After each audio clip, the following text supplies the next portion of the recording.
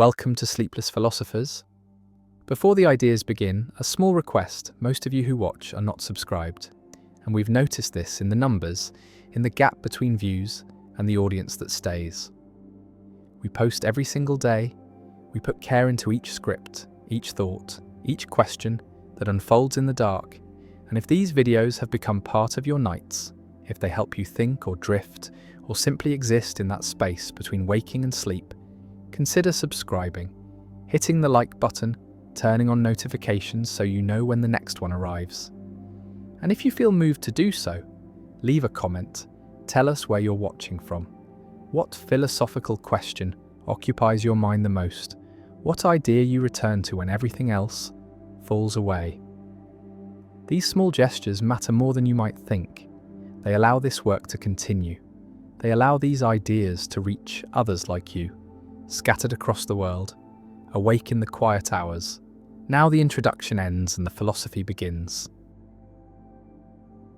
Consciousness all the way down. There is a view so strange, so counterintuitive, so apparently absurd that most philosophers dismiss it without argument. The view that consciousness is not something that emerges in complex biological systems, but is fundamental to reality itself, that electrons have experience, that atoms feel, that rocks possess some primitive form of awareness. And this view is called panpsychism, and it has been held by philosophers from the pre-Socratics through Leibniz and Spinoza to contemporary thinkers who argue that panpsychism is not absurd but necessary, not a failure of reason, but the only solution to the hard problem of consciousness. The only way to explain how subjective experience arises in a physical universe. Because if consciousness is not fundamental, then it must emerge from non-conscious matter. An emergence of this kind seems impossible, seems like magic, seems to violate everything we know about how properties arise from components. And panpsychism avoids this problem by denying the premise, by insisting that consciousness does not emerge because it was there all along, present in some form at every level of reality. And if this seems crazy, it is only because we have inherited assumptions about matter being dead, inert, purely physical, in some narrow sense that excludes experience. But these assumptions are not forced on us by evidence, are not required by physics, are philosophical additions that might be wrong. That might be the source of the hard problem rather than constraints on its solution. The hard problem of consciousness, formulated most clearly by Chalmers, is the problem of explaining why there is something it is like to be a conscious organism, why physical processes in the brain are accompanied by subjective experience, by qualia, by the felt quality of seeing red or tasting coffee or feeling pain. And this is distinct from the easy problems, the problems of explaining how the brain processes information, how it responds to stimuli, how it controls behavior, because these are problems about function and mechanism, problems that neuroscience can address through standard scientific methods. But the hard problem is different, is about the existence of experience itself, about why the physical processes do not happen in the dark, why there is an inner life, a perspective, a what it is likeness, and no amount of information about neural firing patterns or computational processes seems to explain this, seems to bridge the gap between objective physical description and subjective felt experience.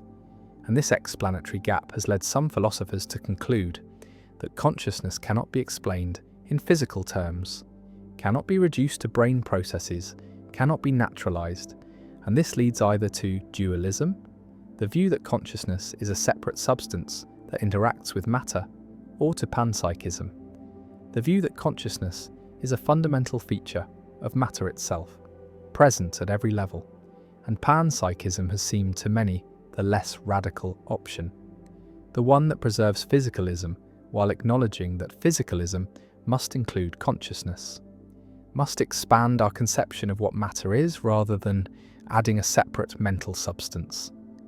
Nagel argued that the subjective character of experience is not captured by any functional or behavioral or physical description, that there is something it is like to be a bat that, objective science cannot access, that the first-person perspective is irreducible to third-person description, and this does not force dualism, does not require that consciousness be non-physical, but it does require expanding what we mean by physical, recognizing that physics as currently formulated describes only the relational structure of matter, only how things interact and behave, only the extrinsic properties, and it leaves the intrinsic nature of matter unspecified, leaves open what matter is in itself apart from its relations. And this is where panpsychism enters, suggesting that the intrinsic nature of matter is experiential, that what it is like from the inside is consciousness or proto-consciousness, that the same entity can be described from the outside in terms of mass and charge and spin, and from the inside in terms of experience. And these are not two substances, but two aspects of one substance. And this is Russellian monism, the view that physics describes structure and consciousness describes the intrinsic nature that realizes that structure. And this makes consciousness fundamental without making it supernatural, integrates mind into nature without reducing it to mechanism, preserves the insights of both physicalism and the irreducibility of consciousness. But panpsychism faces a devastating objection: the combination problem, the problem of how. Micro-experiences combine into macro-experiences, how the consciousness of electrons and atoms and molecules adds up to the unified consciousness of a human being. Because combination seems impossible, seems to face the same kind of explanatory gap that emergence faces. Because if each particle has its own experience, how do those experiences combine into a single unified experience? Why is there one stream of consciousness associated with a brain rather than trillions of separate micro-consciousnesses? And saying they combine does not explain anything, does not tell us what combination means for consciousness, does not give us any idea of the mechanism or the principles that govern it. And this is the hardest problem for panpsychism, the place where the view seems to fail, seems to offer no advantage over emergence, because combination is just emergence under a different name, is just the same mystery relocated from the relationship between non-conscious matter and consciousness to the relationship between micro-consciousness and macro-consciousness. Goff and others have tried to solve the combination problem by distinguishing different senses of combination, by arguing that phenomenal combination is different from physical combination, that consciousness combines holistically rather than additively, that the right model is not addition where parts contribute independently, but something more organic where parts are transformed by their relations to wholes, where the micro-experiences are modified by being part of a larger system in ways that create genuinely new experiences at the macro level.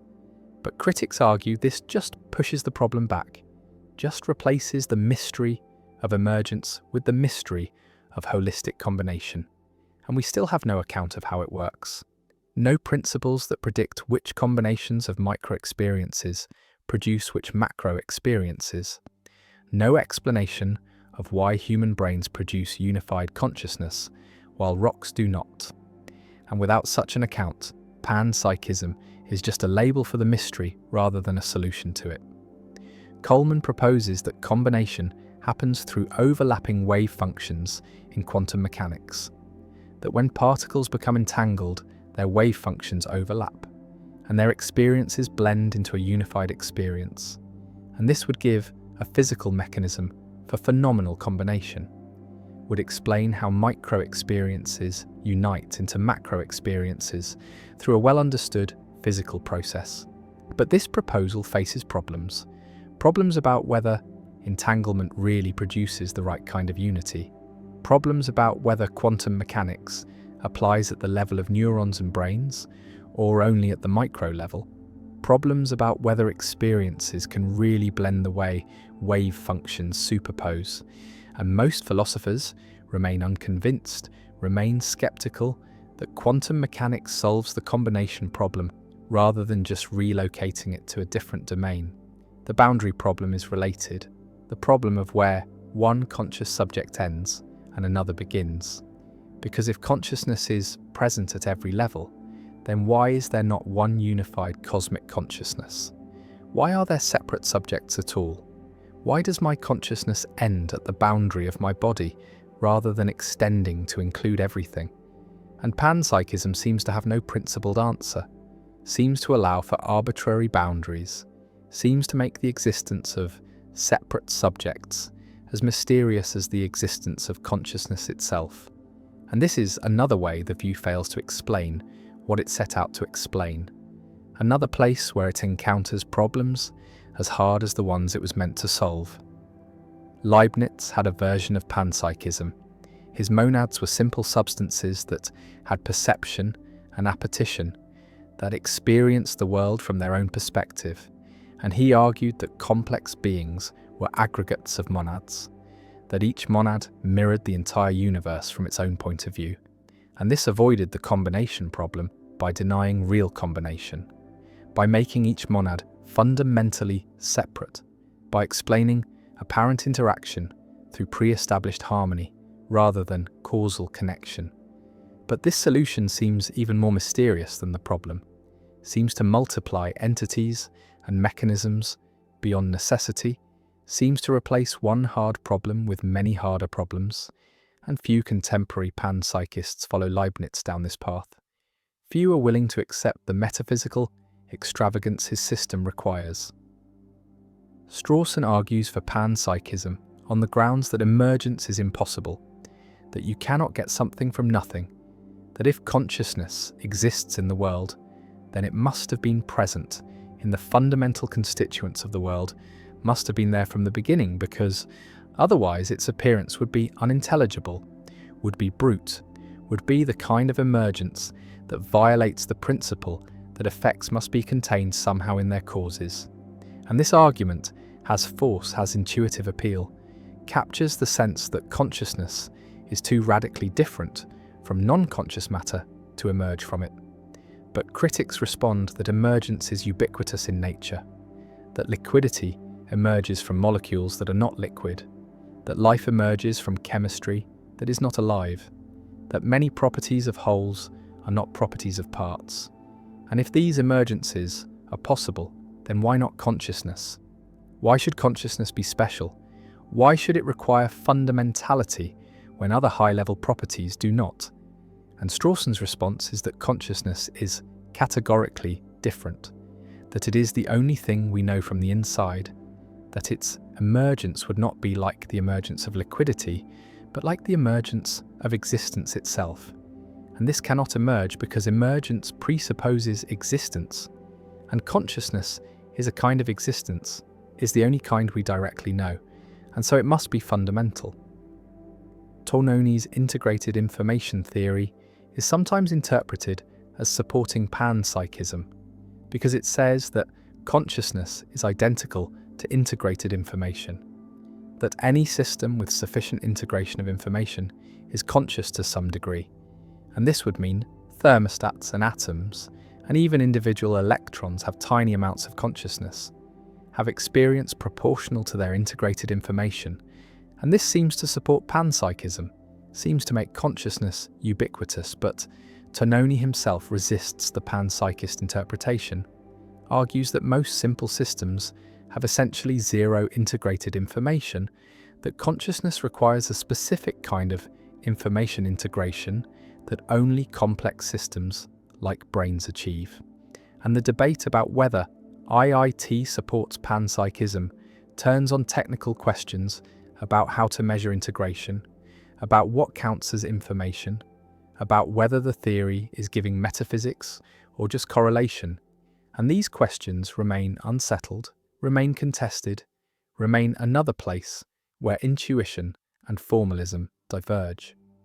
The idea of proto-consciousness tries to soften panpsychism, tries to make it more palatable by saying that fundamental particles do not have full consciousness, but have some precursor of consciousness, some primitive form of experience that is to full consciousness, as charges to electromagnetism, a property that can give rise to consciousness without being consciousness itself. But this move seems to undermine the whole point of panpsychism, seems to reintroduce the emergence problem at a different level, because now we need to explain how proto-consciousness becomes consciousness, how the primitive forms combine and develop into the rich experiential life of humans. And this is just the hard problem again, just the explanatory gap relocated. And if proto-consciousness can do this, then why cannot non-consciousness do it? Why is proto-consciousness needed at all? And the answer seems to be that proto-consciousness makes emergence less mysterious, makes the gap smaller, but critics argue it just replaces one mystery with two: the mystery of consciousness and the mystery of proto-consciousness. And we are no better off than we started. James believed in a kind of panpsychism, believed in a pluralistic universe of experiences that combined and separated in various ways, believed that consciousness was not confined to brains, but was present wherever there was activity, wherever there was process, wherever there was something happening. And this fit his pragmatist philosophy, his rejection of rigid categories, his emphasis on process and relation over substance. But he never worked out the details, never solved the combination problem, never explained how his mind dust could aggregate into the unified streams of consciousness that characterize human experience. And his view remains more suggestive than systematic, more a gesture toward possibility than a worked-out theory. Whitehead developed an elaborate process philosophy where experience was fundamental, where actual occasions were drops of experience, where reality was constituted by moments of subjective feeling that perished and were superseded by new moments. And this was panpsychist in spirit. Though Whitehead resisted the label, and his system influenced many later philosophers, influenced process theology and ecological philosophy, and anyone who found substance metaphysics inadequate. But it also suffered from obscurity, from technical terminology that made it inaccessible, from a Baroque complexity that seemed disproportionate to the problems. It solved, and while Whitehead's insights about process and relation and creativity remain valuable, his full system has few adherents, and his approach to consciousness has not solved the hard problem in ways that convince skeptics. The objection that panpsychism makes consciousness too cheap, too ubiquitous, too divorced from its connection to intelligence and behavior and biological function is answered by panpsychists who distinguish between consciousness and the various functional roles consciousness plays in humans, between bare experience and the kind of sophisticated, self-reflective awareness that humans have. And they argue that simple systems can have simple experiences without having thoughts or beliefs or desires or any of the cognitive machinery that humans possess. That consciousness comes in degrees, that there is a spectrum from the minimal experience of an electron to the rich inner life of a human. And this avoids making rocks intelligent while still allowing them some form of experience. But it also makes the view less testable, less empirical, less connected to anything we can observe or measure, because if consciousness is present everywhere, but only manifests in behavior in complex systems, then how do we know it is there in simple systems? How do we distinguish panpsychism from the claim that it is as if simple systems had experience, even though they do not? And this is the problem of panpsychist metaphysics. It makes claims that seem empirically empty, that make no difference to what we observe, that cannot be confirmed or disconfirmed by evidence, and this makes many scientists dismiss the view as unscientific, as metaphysical speculation disconnected from empirical inquiry. Yet panpsychism refuses to die, keeps returning, keeps attracting new defenders, and this persistence suggests it is responding to something real, some genuine difficulty in explaining consciousness within a purely mechanistic framework, some intuition that consciousness is too fundamental, too irreducible, too different from everything else, to be just another emergent property like liquidity or temperature. And whether this intuition is trustworthy or misleading, whether it points toward truth or just reflects the limits of human imagination, remains one of the deepest, unresolved questions in philosophy of mind and panpsychism.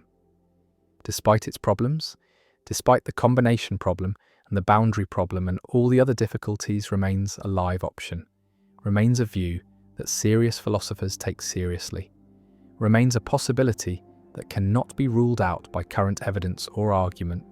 And this says something about the state of consciousness studies, about how far we are from understanding what consciousness is, how it arises, why it exists, and whether we will ever have answers that satisfy both our scientific standards and our philosophical intuitions about what makes an explanation adequate. Edmund Gettier wrote a 3-page paper in 1963 that destroyed 2,000 years of philosophy, not by offering a new theory, not by constructing an elaborate argument, not by marshalling evidence or appealing to grand principles, but simply by describing two cases, two simple scenarios where someone has a justified true belief that clearly is not knowledge. And these cases were so straightforward, so devastating, so impossible to dismiss, that they shattered the definition of knowledge that had stood since Plato, the definition that said knowledge was justified true belief. And in the decades since philosophers have tried to repair the damage, have proposed dozens of modifications and additions and qualifications, have added fourth conditions and fifth conditions, have distinguished types of justification and types of truth and types of belief, and none of it has worked. None of it has produced a definition that captures all and only cases of knowledge, that avoids counterexamples, that does what definitions are supposed to do. And the question is whether this failure reveals something about knowledge itself, whether knowledge resists definition not because philosophers have not been clever enough, but because definition is the wrong tool, because knowledge is not the kind of thing that can be captured in necessary and sufficient conditions, because the project of analysing knowledge was misconceived from the start. The cases themselves are almost too simple. In one, a person looks at a clock that has stopped but happens to look at the moment when the stop time matches the actual time. They form a justified true belief about what time it is. The belief is true. The justification seems perfectly adequate. They looked at a clock and clocks are generally reliable. But this is not knowledge. It is luck. It is coincidence. It is the kind of situation where we want to say the person got it right but did not know. And in the other case, a person believes their colleague owns a Ford because they have seen them driving a Ford for years. They infer from this that someone in the office owns a Ford. And it turns out someone in the office does own a Ford, but it is not the colleague. It is someone else entirely. And again, there is justified true belief, but no knowledge. The justification was good. The belief was true. But the connection between justification and truth went through the wrong path, depended on a falsehood succeeded by accident rather than by the proper relation between evidence and reality. These cases reveal something philosophers had not noticed before, that justification and truth can come apart in subtle ways, that a belief can be justified and true without the justification being what makes it true, without the truth being because of the justification. And this gap, this disconnect, this possibility of luck intervening between justification and truth is what makes justified true belief insufficient for knowledge. And once this is seen, it cannot be unseen. It becomes obvious that knowledge requires not just justification and truth, but the right connection between them. Requires that the truth be non-accidental, be because of rather than merely accompanied by the justification. And this seems like it should be easy to fix, should be easy to add to the definition. Just require that the belief be justified and true, and not Gettiered, not undermined by luck, not true by accident, and problem solved. But this is where the real trouble begins. Because no one can say what it means for a belief to be non-accidentally true. No one can define luck in a way that is not circular, not question-begging, not itself dependent on an intuitive grasp of what knowledge is. The natural move is to say that knowledge requires a reliable connection between belief and truth, that the method that produced the belief must be one that generally produces true beliefs. And this is reliabilism, the view that knowledge is reliably produced true belief. And this avoids Gettier cases because, in Gettier cases, the belief is not reliably produced, the stopped clock is not a reliable method. The inference from the colleague's Ford to someone owning a Ford goes through an unreliable intermediate step. And so, reliabilism can say these are not knowledge because they fail the reliability condition, but reliabilism faces its own problems.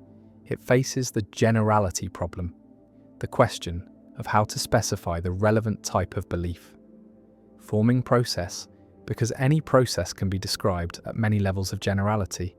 Looking at a clock is a reliable process, but looking at this particular stopped clock is not. And which description is the right one? Which is the type that matters for knowledge? And there seems to be no non-arbitrary way to answer this, no principle that determines the correct level of generality.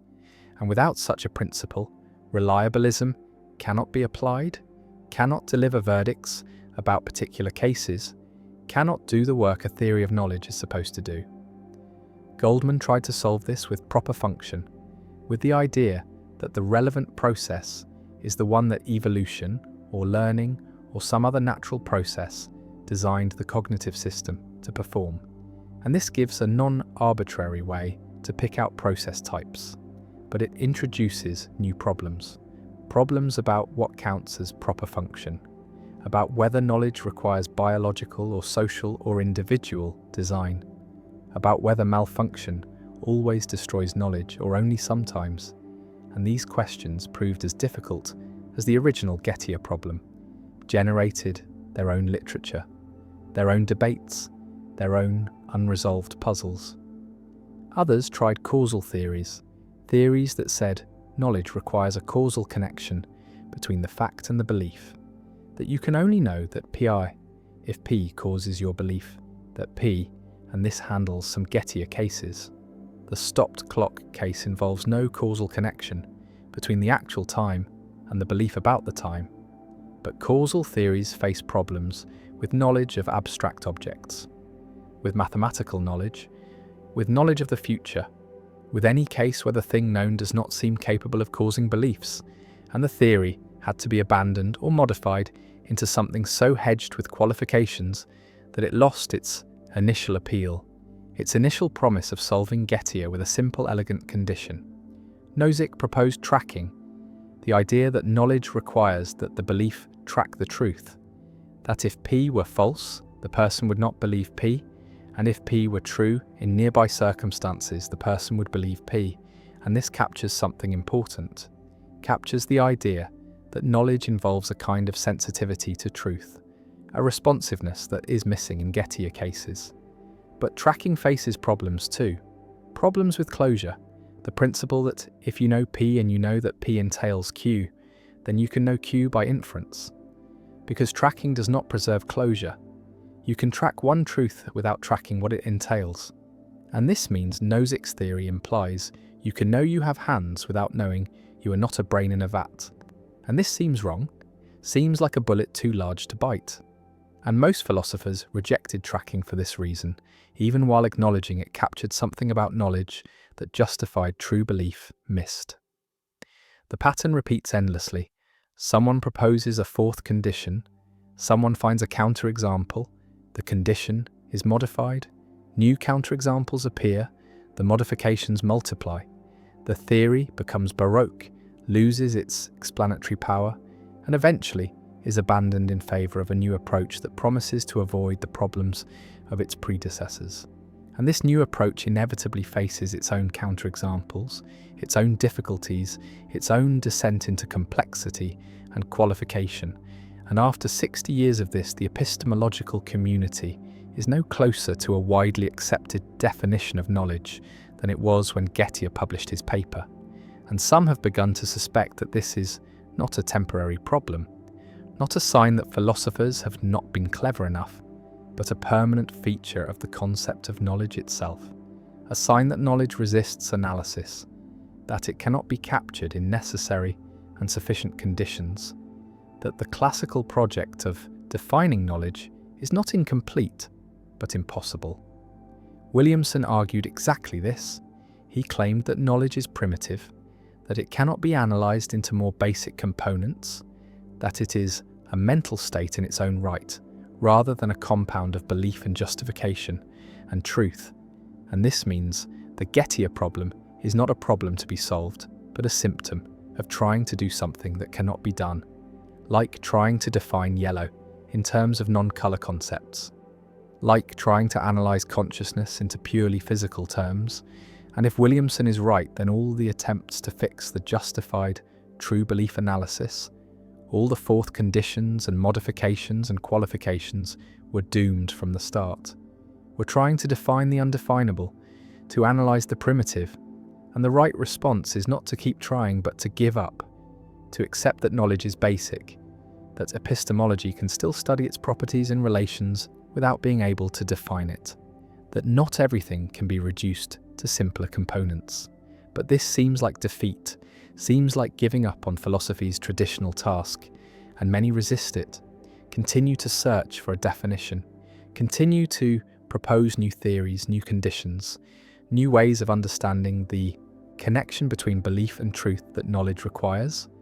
And this persistence is partly admirable, partly stubborn refusal to accept limits, and partly a failure to recognise when a project has failed, when the evidence is overwhelming that the goal is unreachable, that the concept being analysed is not structured the way analysis assumes, and the question is which interpretation is correct, whether continued work on the analysis of knowledge is noble persistence or futile stubbornness, whether the next theory might finally succeed or whether success is impossible. The externalism-internalism debate intersects with all of this, because Gettier cases reveal a tension between what the believer has access to and what makes belief knowledge. The person with justified true belief in a Gettier case cannot tell from the inside that they lack knowledge, cannot distinguish their situation from genuine knowledge by introspection or reflection. And this suggests that knowledge depends on external factors, on how the belief was actually formed, on whether the process was reliable, on whether the connection to truth was proper, and these are not things the believer necessarily has access to, not things that show up in consciousness, not things that can be known by reflection alone. And this means externalism is true. Knowledge is partly constituted by factors external to the mind, by relations to the environment that the knower may not be aware of. And this is deeply counterintuitive, deeply at odds with the Cartesian picture, where knowledge is transparent to the knower, where what one knows is fully accessible to reflection, where the mental is self-intimating and clear. But Gettier forces this conclusion, forces the recognition that knowledge can depend on facts. The knower does not, and perhaps cannot know, that there can be twins who are internally identical but differ in knowledge because they differ in environment. And this seems to violate something important about the nature of mind, about the privacy of the mental, about the authority each person has over their own beliefs. Yet the alternative seems worse, seems to deny that knowledge requires any external connection to reality at all, seems to make knowledge purely a matter of internal coherence or justification, and this would allow the brain in a vat to have knowledge, would make knowledge independent of truth, would sever the connection between mind and world that knowledge seems essentially to involve. The lottery paradox connects to Gettier through the problem of knowledge of conjunction. You know that ticket 1 will not win. You know that ticket 2 will not win. You know this for each ticket individually, because the probability of any ticket winning is negligible, but you cannot know that some ticket will win. Even though you know this must be true, and this seems wrong, seems like knowledge should be closed under conjunction, should allow you to put together things you know into knowledge of their conjunction. But if it does, then you can know both that no particular ticket will win and that some ticket will win. and these cannot both be known because they contradict. And this reveals something about the nature of knowledge, that it is not simply high probability, not simply justified belief that is very likely to be true, but something more demanding, something that excludes a certain kind of luck or chance. And this connects to Gettier because Gettier cases are cases where justified true belief holds, but knowledge fails because of luck, because of accident, because the truth was not guaranteed by the justification. And the lottery case suggests that knowledge requires guarantee, requires that the truth not be accidental. But what counts as guarantee? What excludes accident? These questions have no clear answer, no consensus, no definition that everyone accepts. Contextualism tries to solve some of these problems by saying that whether someone knows depends on context, on what alternatives are relevant, on how demanding the standards are in the conversational situation, and in ordinary contexts, knowledge is easy to have, requires only that obvious alternatives be ruled out. But in philosophical contexts where skeptical scenarios are raised, where brain-in-vat possibilities are mentioned, the standards rise and knowledge becomes harder or impossible to have. And this explains why knowledge seems to come and go, why we are happy to say we know things in ordinary life, but hesitate when doing philosophy. But contextualism faces problems too. Problems about whether the standards really vary or whether we are just more careful in philosophical contexts. Problems about how context determines standards. Problems about disagreement between people in different contexts who seem to be making incompatible claims.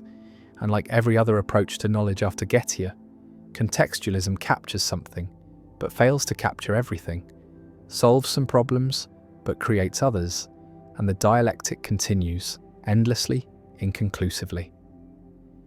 Zagzebski showed that any analysis of knowledge that adds conditions to justified true belief to avoid Gettier will face its own Gettier-style counterexamples, that there is a recipe for generating such cases, and this is a kind of meta-Gettier problem, a problem not just with the original definition, but with the entire project of modifying it. And her argument suggests that the problem is not with particular proposals, but with the form of analysis itself, with the attempt to understand knowledge as justified true belief plus something. And if she's right, then the only options are to abandon analysis entirely, as Williamson suggests, or to abandon the justified true belief framework altogether, to start from scratch with a completely different approach. And some have tried this, have proposed that knowledge is a kind of ability, that it is acquaintance with facts, that it is constituted by the safety or sensitivity of belief, that it is a matter of having conclusive reasons, and each of these departs from the traditional framework. Each tries to rethink knowledge from the ground up, but each also faces objections. Each struggles to handle the full range of cases. Each eventually generates its own literature of problems and refinements and counterexamples. The phenomenon of epistemic luck is at the heart of all this. Gettier cases are cases of epistemic luck, cases where true belief is not the result of epistemic virtue or proper cognitive functioning, but of fortunate coincidence, and knowledge excludes epistemic luck. This much seems clear, but epistemic luck comes in many forms. Veritic luck, where the truth is accidental. Evidential luck, where the evidence is accidentally good. Content luck, where the belief happens to be about something true by coincidence. And maybe knowledge is incompatible with some forms of luck, but not others. Maybe some amount of luck is inevitable in any finite cognitive system operating in an uncertain world. And the question is where to draw the line. Which kinds of luck destroy knowledge and which do not? And there seems to be no principled way to answer this. No theory that gets all the cases right. No definition that excludes exactly the right amount of luck without excluding too much or too little.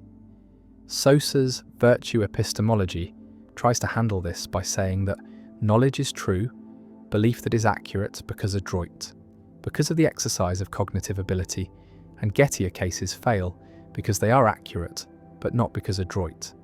The belief is true, but not because of skill. And this seems promising, seems to capture what goes wrong in Gettier cases.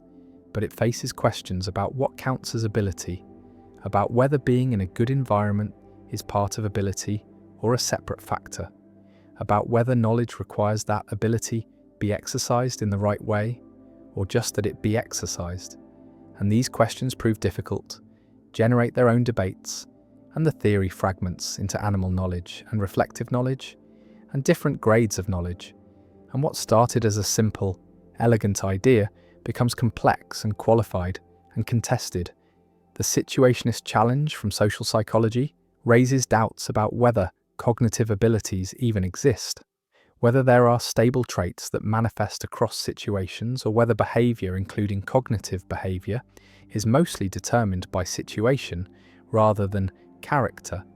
And if situationism is right, then virtue epistemology is based on a false assumption, based on the idea that people have stable cognitive abilities when really they have only situational responses. And this would not just undermine one theory of knowledge, but would call into question the entire picture of knowledge as something stable, something dispositional, something that inheres in persons rather than emerging from person-situation interactions.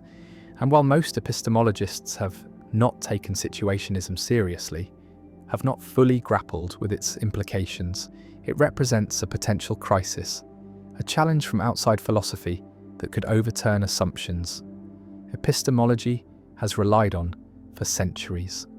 The Gettier problem has become emblematic of philosophy's condition, of its inability to solve problems definitively, to reach consensus, to make progress in the way sciences do, and critics point to 60 years of post-Gettier epistemology as evidence that philosophy is confused, that it asks questions that have no answers, that it pursues definitions that cannot be given, and defenders respond.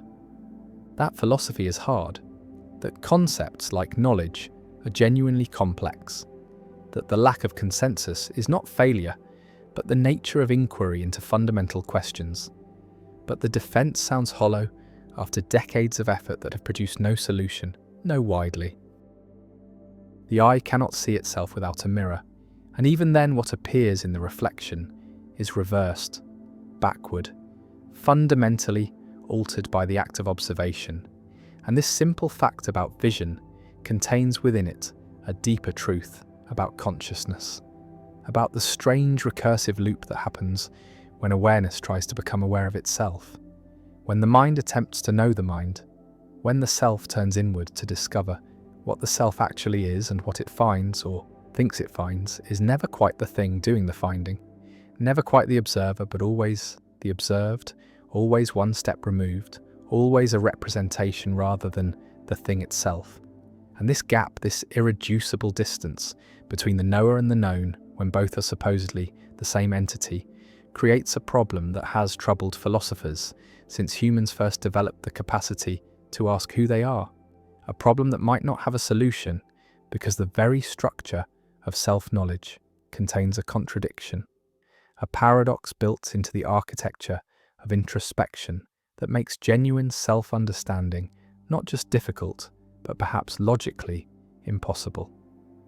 The ancient Greeks carved into the temple at Delphi the command to know thyself, and Socrates spent his life insisting that the unexamined life is not worth living, that self-knowledge is the foundation of wisdom, the beginning of philosophy, the path to virtue. But Socrates also claimed to know nothing, claimed that his only wisdom was recognizing his ignorance, and perhaps these two positions are connected. Perhaps the examination of the self leads inevitably to the discovery that the self cannot be known, that the more carefully one looks inward, the more elusive the thing being sought becomes, like trying to grasp water or catch one's own shadow. And this elusiveness is not an accident, not a failure of attention or effort, but something essential to what consciousness is, something about how the mind works that makes it constitutively opaque to itself, forever mysterious, forever strange. When someone sits quietly and tries to observe their own thoughts, tries to watch the mind in action, something peculiar happens. The thoughts change. They become different thoughts, self-conscious thoughts, thoughts about thinking, and the original spontaneous flow of mental activity that was supposed to be observed has already been altered by the act of observation, has been replaced by a different kind of mental activity, the activity of observing. And this is the observer effect in consciousness, borrowed from quantum physics, where the act of measurement changes what is being measured, where particles behave differently when watched. And though the analogy is imperfect, though consciousness is not exactly like quantum systems, there is something similar happening, something about awareness that transforms its object, that cannot leave things as they are. And this means that introspection is never neutral, never a clear window onto the mind, but always an intervention, always a distortion. And what is seen in introspection is not the mind as it normally operates, but the mind as it operates when being observed, which is a different mind, a mind in a different state, performing a different function. The psychologist Timothy Wilson calls this the introspection illusion, the false belief that people have direct access to their mental processes, that they can simply look inward and discover why they feel what they feel, why they believe what they believe, why they did what they did.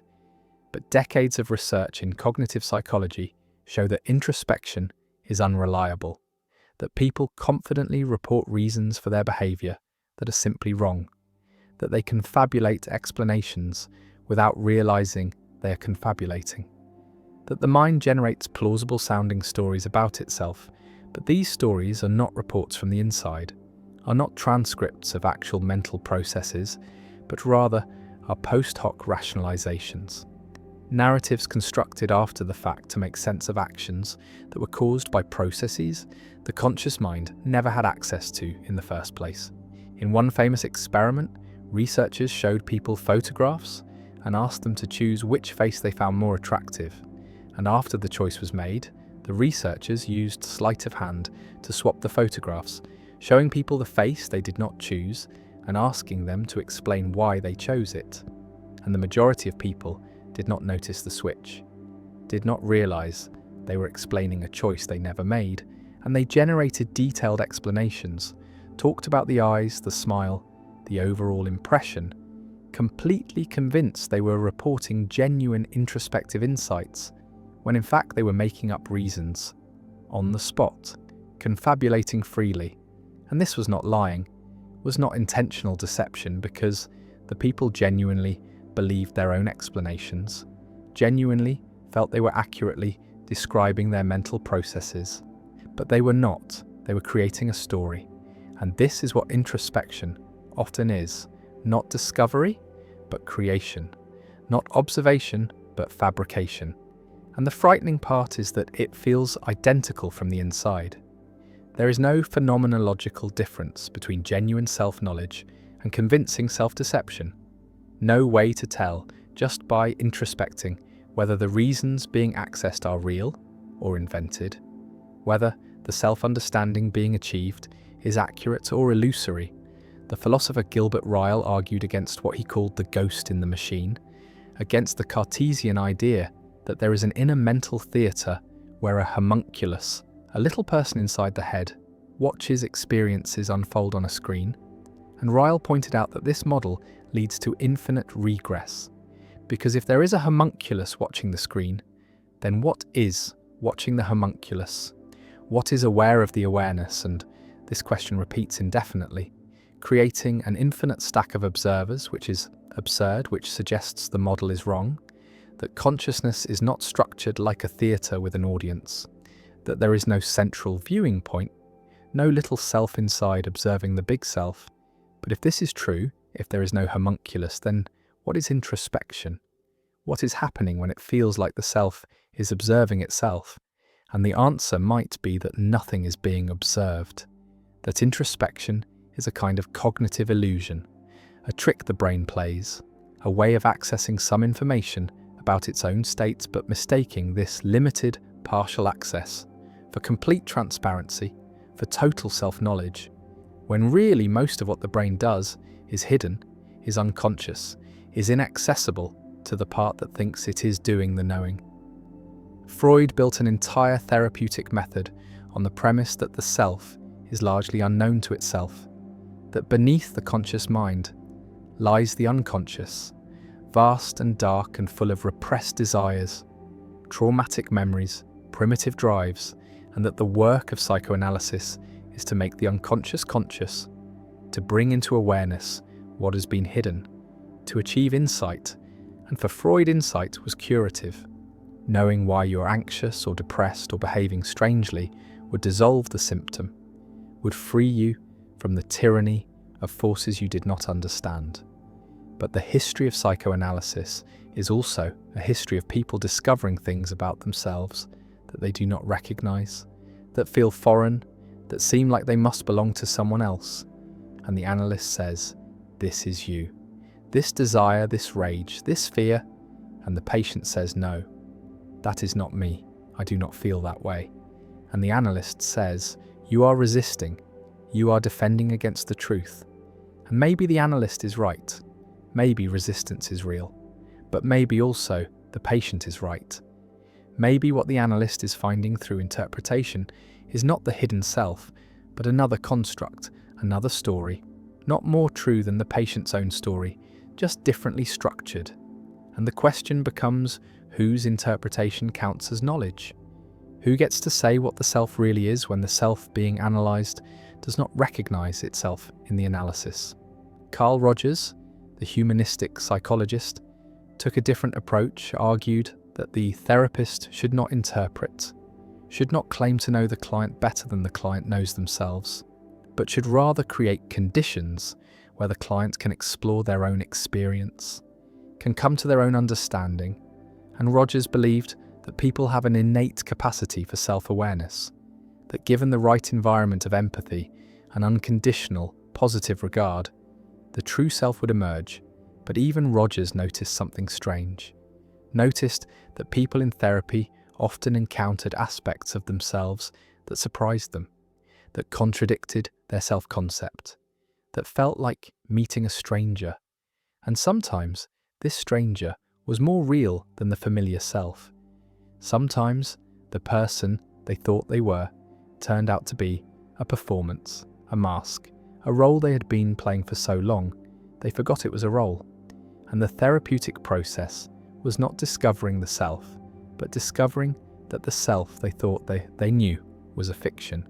And underneath that fiction was not another, more authentic self, but just more layers, more complexity, more contradictions that resist integration into a single, coherent narrative.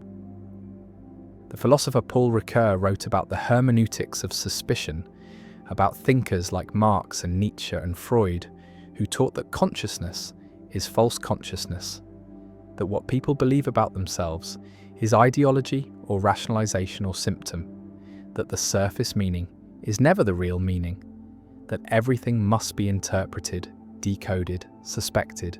And Ricoeur saw this as both necessary and dangerous. Necessary because people do deceive themselves, do operate under illusions, but dangerous because it leads to a paranoid style of thinking where nothing is taken at face value, where every claim to self-knowledge is dismissed as naive, where the expert, the analyst, the critical theorist always knows better than the person living the life. And this dynamic is a power dynamic, is a way of invalidating someone's experience, of saying, "You do not know yourself, but I know you." And Ricoeur tried to balance the hermeneutics of suspicion with a hermeneutics of trust, tried to preserve the possibility that people sometimes do know themselves, that introspection sometimes does reveal genuine truths. But even he could not escape the problem that the self who is trusting their own introspection might be the one most deceived, might be the one who needs suspicion the most. And so the circle closes. The paradox remains: how to know whether you know yourself when the instrument of knowing is the same instrument being examined, when the eye trying to see itself has no independent vantage point, no place to stand outside the system.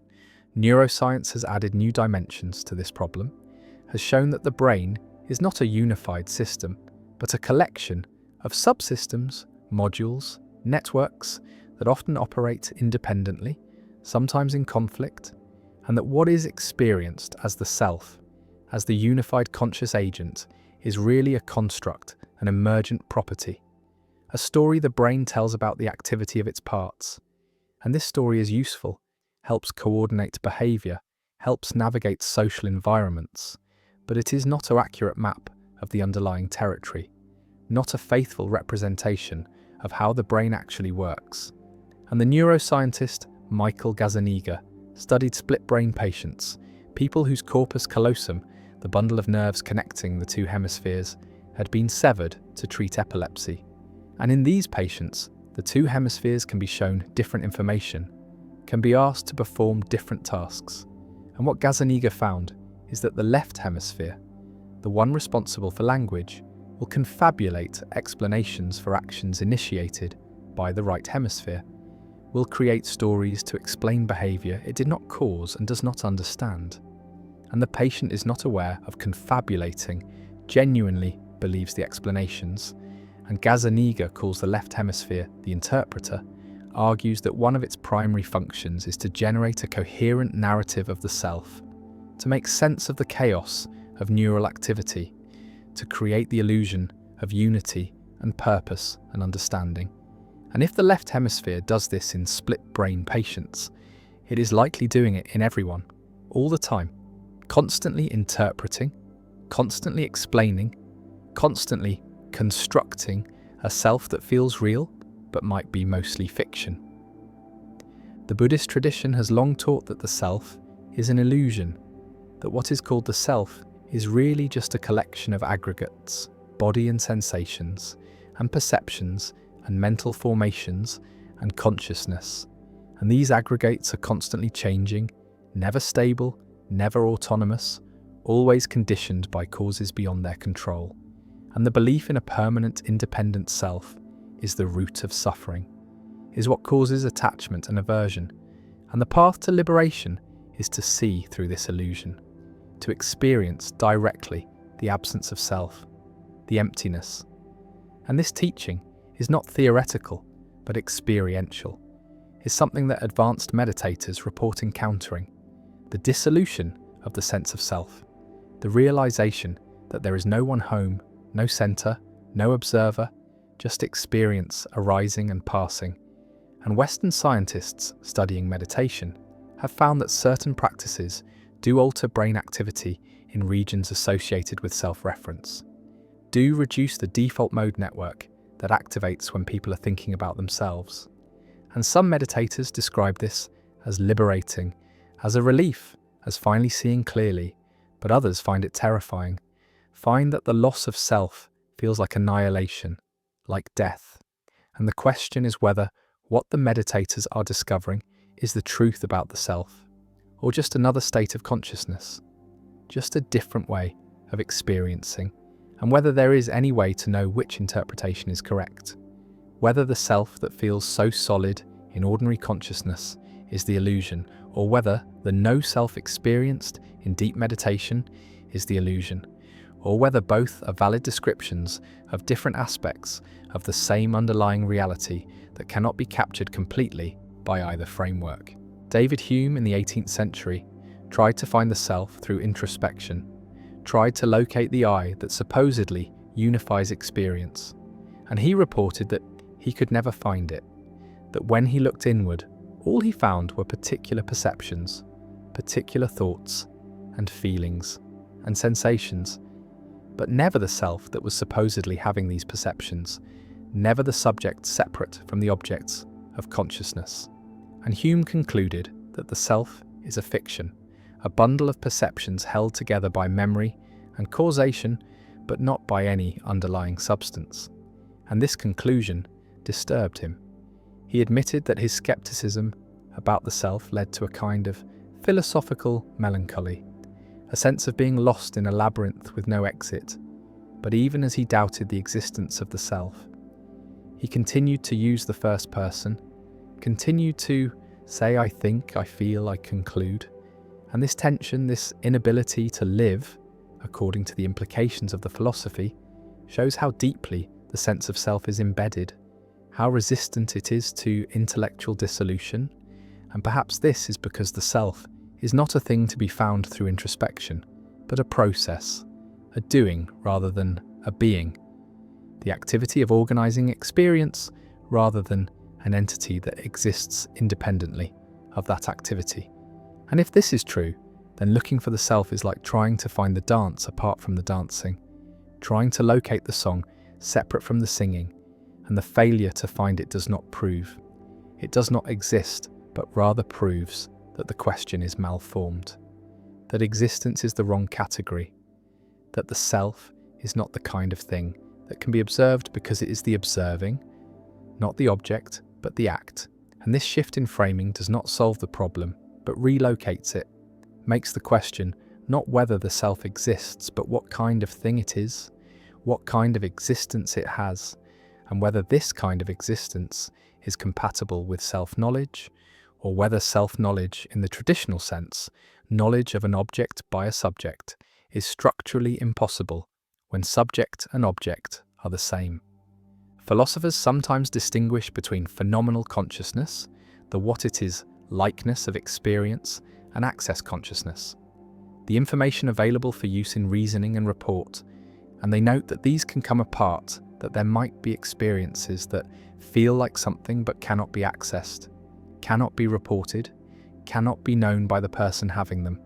And this suggests that consciousness is not transparent to itself, that there are aspects of subjective experience that are hidden even from the subject. And if this is true, then the project of self-knowledge faces an even deeper obstacle. Not just the problem of the observer effect or confabulation, but the problem that some of what the self is, some of what makes experience what it is in principle inaccessible, is locked away in a part of consciousness that has no connection to the part that can reflect and report.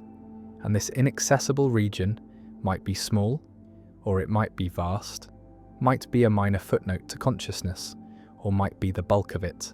And there is no way to know, because by definition, it cannot be known, cannot be brought into awareness, and so self-knowledge, even in the best case, is always partial, always incomplete, always missing something essential that remains forever in darkness. The question then becomes not whether complete self-knowledge is possible, because it is not, but whether partial self-knowledge is worth pursuing, whether the fragments of understanding that can be achieved through introspection and therapy and meditation and neuroscience are valuable, even if they are fragments, even if they do not add up to a complete picture. And the answer might be yes, might be that partial knowledge is better than none, that understanding some of the forces shaping thought and behavior is better than understanding nothing, that the attempt to know the self, even if it cannot fully succeed, makes life more deliberate, more examined, more awake, and this is what Socrates might have meant. Not that self-knowledge is achievable, but that the examination is valuable, that the questioning itself, the refusal to accept the surface, the insistence on looking deeper, even when the depths remain murky, is what distinguishes a life worth living from a life lived in automaticity, in habit, in the sleep of unexamined assumption. And perhaps the paradox of self-knowledge is not a problem to be solved, but a tension to be inhabited, a recognition that the self is always both knower and unknown, always both transparent and opaque, always both intimate and strange, and that this dual nature is not a bug, but a feature, not a limitation, but the condition of being the kind of creature that can ask who it is, that can turn awareness back on itself, even if the turn is never complete, even if the circle never closes, even if the eye can never fully see itself, and must remain forever partially blind to its own nature. The arrow points the wrong way, points from effect to cause rather than from cause to effect. And this reversal is not metaphor, but is the actual structure of causation, is what the philosopher proved through arguments that were rigorous, that were compelling, that were impossible to refute without abandoning principles, that seemed more fundamental than the assumption that time moves forward, and the forward is what everyone believes, is what experience suggests, is what makes narrative possible, what makes agency meaningful, what makes the future open and the past fixed. But the fixed and the open are illusions, are the result of perspective, are artifacts of the way consciousness processes information, and the processing is backward, is receiving effects first and inferring causes later, is experiencing the present as the result of the past when really the present is determining what the past was, is selecting from the quantum superposition of possible pasts the one past that leads to this present, and the leading is backward, is from now to then, is causation in reverse, and reverse is what the philosopher demonstrated, is what the equations required, is what made sense of phenomena that forward causation cannot explain, cannot accommodate, cannot integrate into a coherent framework. And the framework that emerges from a reverse causation is strange, is counterintuitive, is violating every assumption about how time works. But the violations are what the evidence demands, are what quantum mechanics suggests, are what retrocausality makes explicit. And explicit is what the philosopher made the argument that the future affects the past, that outcomes determine antecedents, that the arrow of causation points backward through time, and the backward is not time travel, is not influence across temporal distance, is the structure of time itself, is the geometry of causation, is the way that events relate to each other, not through forward propagation, but through backward determination.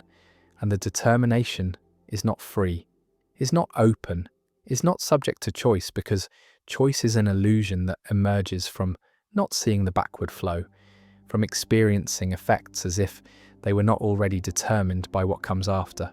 And what comes after is what causes what comes before, is selecting the past from the infinite possibilities, is making history actual through the occurrence of the present.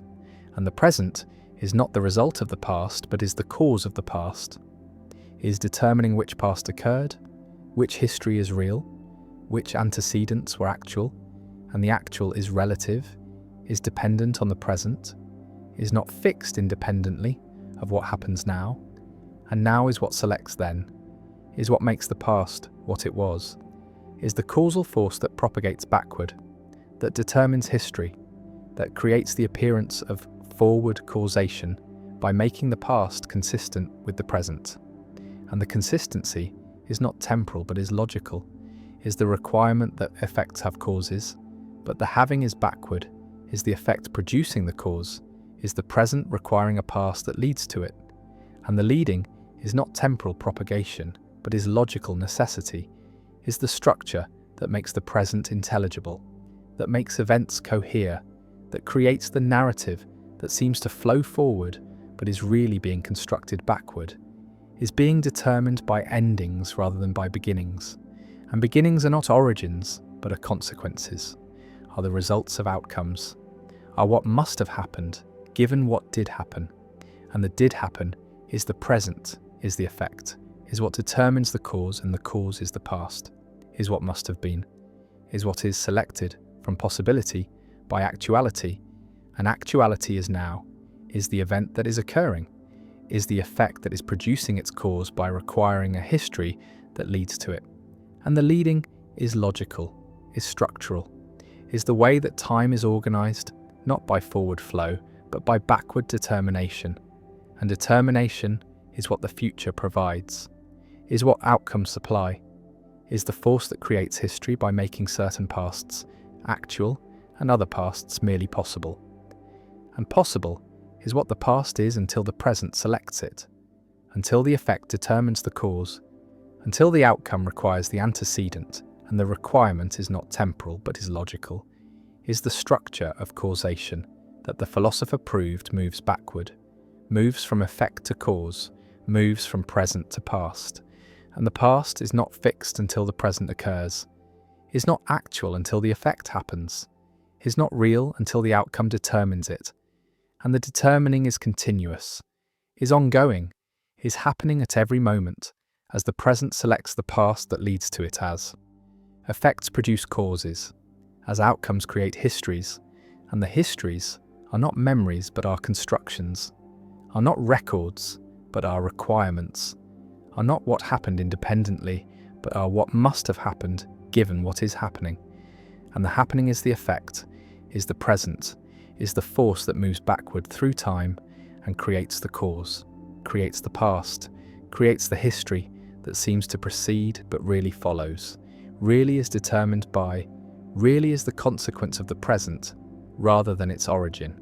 And the origin is an illusion, is the appearance created by forward perspective, by the experiencing of time as flowing from past to present, when really time is flowing from present to past, is causation moving backward, is effects producing causes, is the future determining the past, and the past is what the future makes it, is what outcomes require it to be, is what is selected from the quantum superposition by the collapse that occurs when the present happens.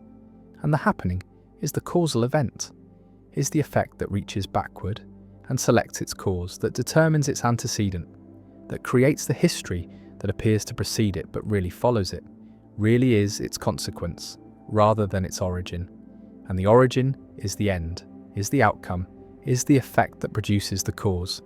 And the producing is backward causation, is retrocausality, is the structure of time that the philosopher proved, that the equations require, that quantum mechanics suggests, and suggests is too weak, because the suggestion is not tentative but is demanding, is requiring that causation be understood as backward, as moving from effect to cause, as creating the past from the present. And the present is not the result but is the cause, is not the effect but is the origin, is not what the past produces but is what produces the past, and the past is its effect, is its consequence, is what must have been given what is, and what is the present, is the effect that determines the cause, is the outcome that selects the history, is the actuality that makes certain pasts real and leaves others merely possible, and possible is what all pasts are until the present occurs, until the effect happens, until the outcome determines which past is actual, and actual is not independent, is not objective, is not fixed regardless of what happens later, but is relative, is dependent, is determined by what comes after, and what comes after is what causes what comes before, is making the past what it was by being what it is, and being what it is causing what was, is determining history, is selecting from infinite possibilities the one past that leads to this present, and the leading is not temporal but is logical, is the requirement that effects have causes, but the having is backward, is the effect producing the cause, is the present creating the past, is causation in reverse, and reverse is not metaphor but is structure, is the way time actually works, is the geometry of events, is the architecture of causation, and causation is backward, is proven to be backward, is demonstrated through arguments that cannot be refuted without abandoning more fundamental principles. And the principles that are more fundamental are the ones that lead to backward causation, that require retrocausality, that make the future the cause of the past, and the past is the effect of the future, is the consequence of what comes after, is determined by outcomes rather than determining them. And the determining is backward, is from later to earlier, is from effect to cause, and the cause is what the effect produces, is what the outcome requires, is what the present creates. And the creating is continuous, is happening at every moment, is making the past what it is by being what the present is. And the present is not the result of the past, but is the cause of the past, is what makes history actual, is what selects from possibility the one sequence of events that leads to now. And the now is the causal force, is the origin, is what produces the past by requiring it, by making certain antecedents actual and leaving others merely possible.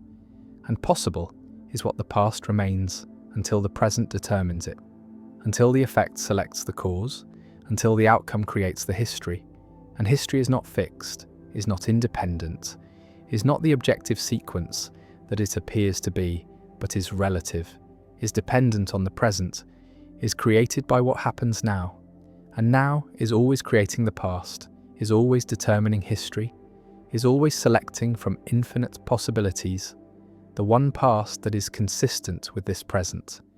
And the consistency is not temporal, but is logical, is the requirement that the present makes sense, that effects have causes, that outcomes have antecedents, and the antecedents are determined by the outcomes, are produced by the effects, are created by the present, and the present is the causal force that moves backward, that determines the past, that makes history what it is, and what it is not what it was, but is what it must have been given what is now, and now is what causes then, is what produces the past, is what makes causation move backward, and backward is the direction that the philosopher proved, is the structure that the arguments demonstrate, is the geometry that the equations require, and require is what the present does to the past, is how effects relate to causes, is the backward determination that makes sense of phenomena that forward causation cannot explain, cannot accommodate, cannot integrate,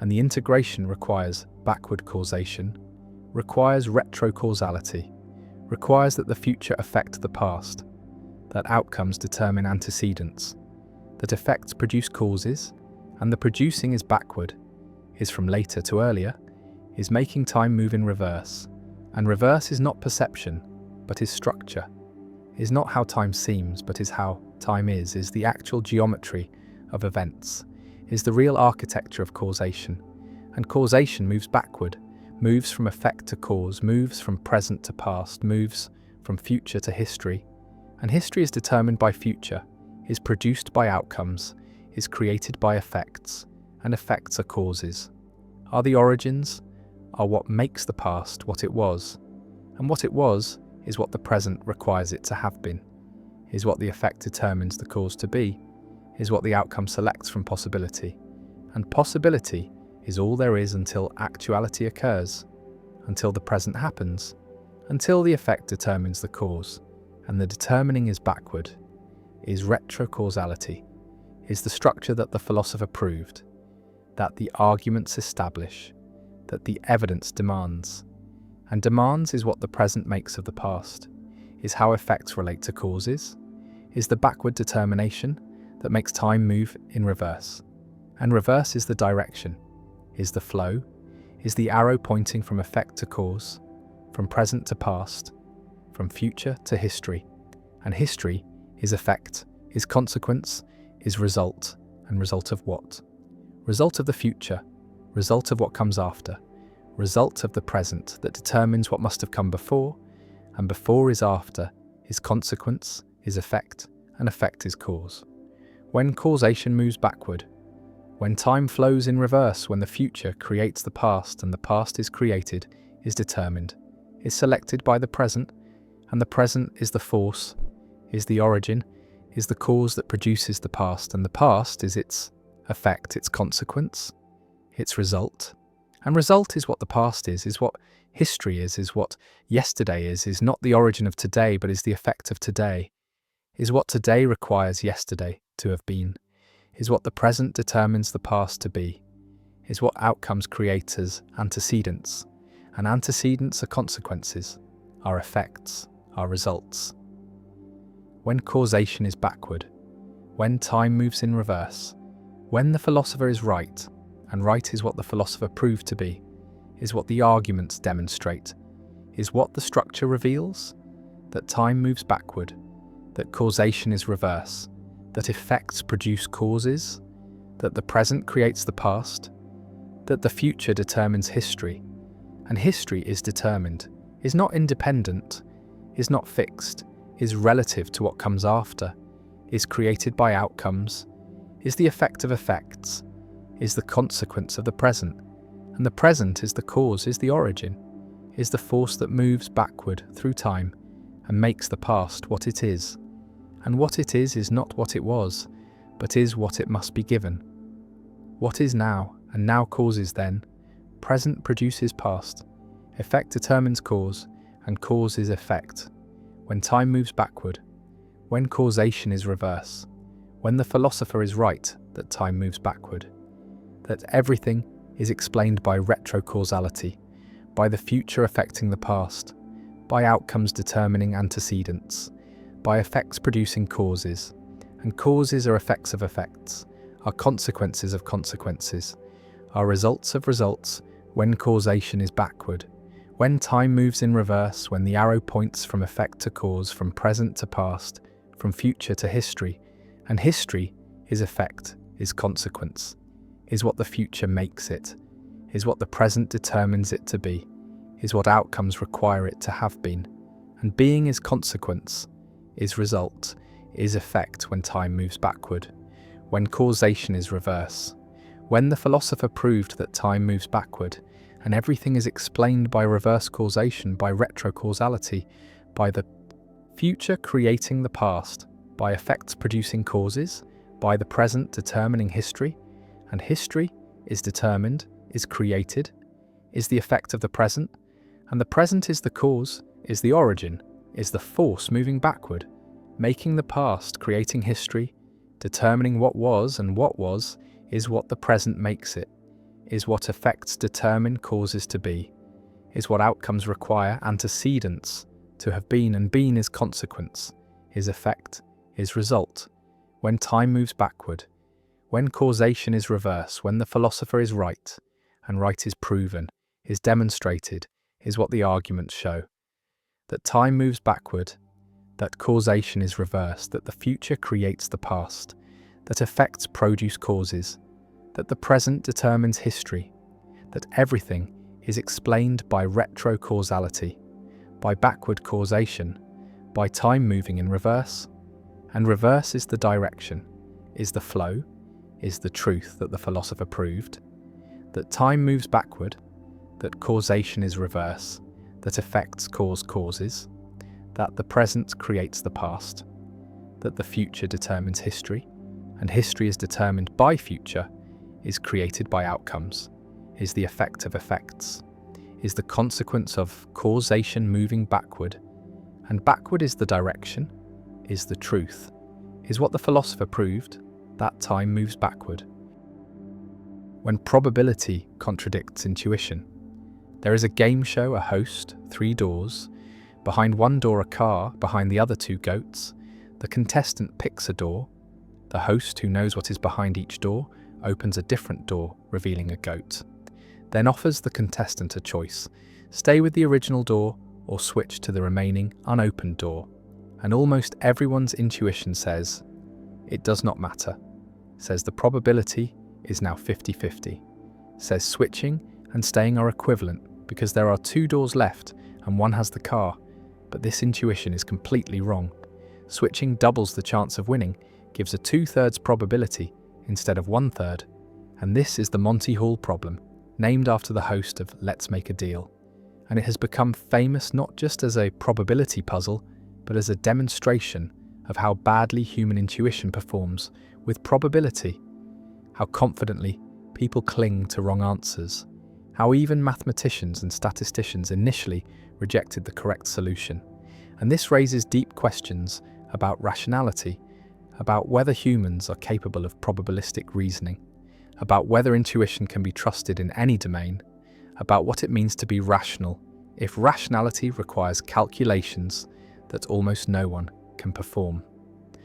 The solution requires seeing that the initial choice had a 1/3 chance of being correct, which means there was a 2/3 chance the car was behind one of the other 2 doors, and when the host opens one of those doors revealing a goat, that 2/3 probability does not disappear, it transfers entirely to the remaining unopened door, so switching gives a 2/3 chance while staying gives only the original 1/3 chance.